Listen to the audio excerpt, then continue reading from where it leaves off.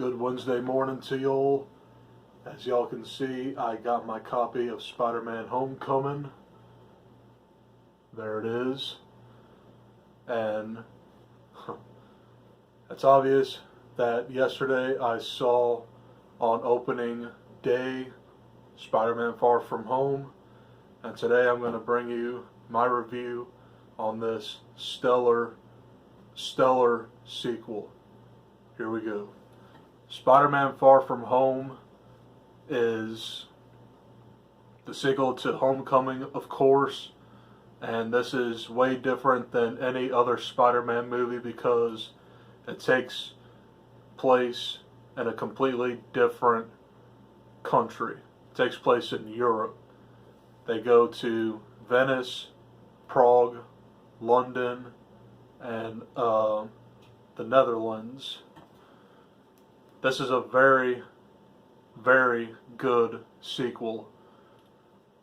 To thank the Lord, they remade it to have Spider-Man in the MCU, and I did love Homecoming, but I have to say I definitely enjoyed Far From Home a little bit better than Homecoming. But my all-time favorite Spider-Man movie is still Raimi's sequel.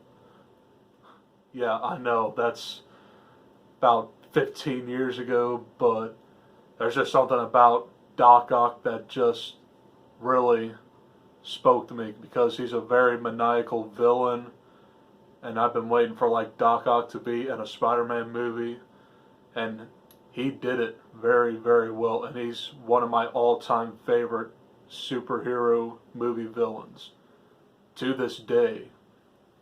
But he doesn't compare with the Joker and Thanos. But he is definitely one of the best superhero movie villains. But now I want to talk about the villain in Far From Home. This is filled with spoilers, but I really don't want to get into much spoilers because this is still a pretty brand new movie.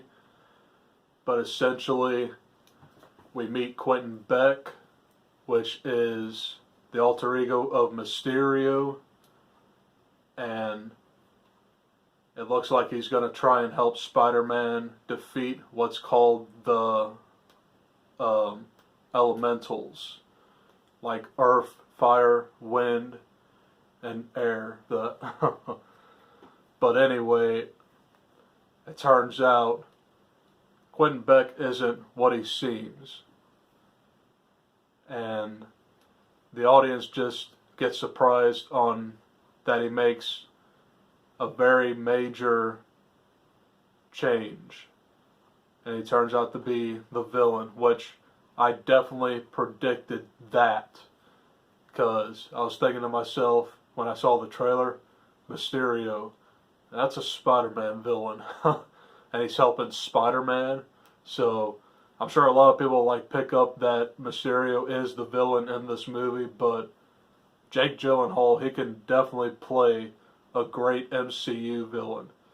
And he was one of the best MCU villains in a standalone feature.